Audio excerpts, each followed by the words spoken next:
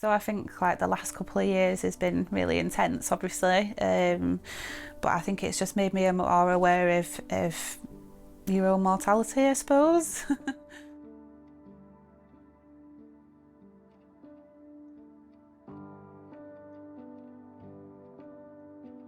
I think it was sort of a different experience for me because I was a little bit unwell at that point.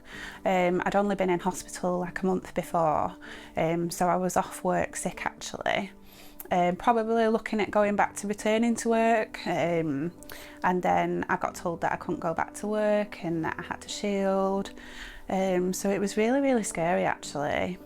I felt guilty that I couldn't go back into work and help people who work in the hospital and on the front line, and I felt bad for my colleagues, but then also I was really worried about myself and just what was in the media.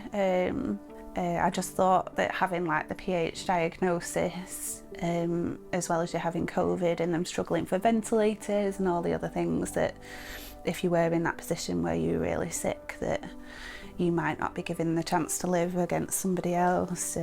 So we were really stuck to the rules really. We just stayed in the house. Obviously we've got like really lucky, we've got a nice garden and like big garden, so we had that outdoor space. And we just kept ourselves to ourselves really. Had our friends do our shopping for us. They were like leaving it at the front door. We were washing the shopping when it came in. It was pretty intense when you look back at it because you sort of forget all of that really. Yeah, I kept myself busy doing all sorts, so I really like making things in general. So I really like cooking. I always cook from scratch. I have made my own clothes, so like knitting. I'm a bit of a geek really.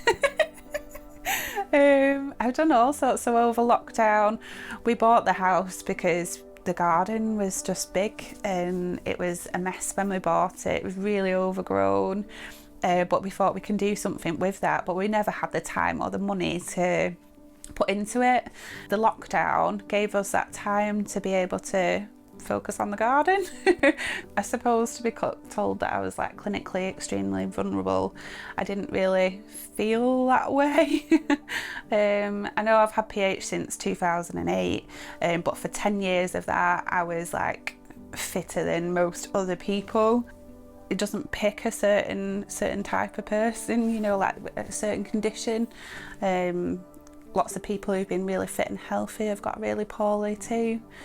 But obviously that guidance has got to be there to protect us, because obviously I didn't want my PH to get any worse than it was. I obviously know it's a really scary thing to have because I've lived with it for a long time, and I'm like really conscious of looking after my own health.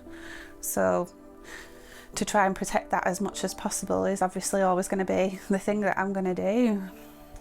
It's up to anyone if they want to go and have the vaccine, but I think sometimes it was sort of put in the media that you know, you don't need the vaccine if you're healthy, whereas we need it because we're not healthy. And to be deemed not healthy when I try so hard. Just because I've got pulmonary hypertension, I didn't ask for pulmonary hypertension. I didn't do anything to get it. I wasn't bad. It just feels a bit of a kick in the teeth, I suppose. So I think I maybe had a different experience than some people of COVID because it wasn't just the shielding. I was dealing with being really unwell at the same time.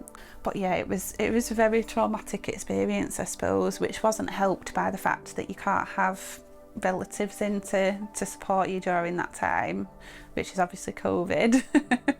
I think if this did happen again, and it was as serious as it was first time round, then I would have just accepted everything. I think with me working in the NHS and having that background anyway, I thought, you know, they're not going to be making it up.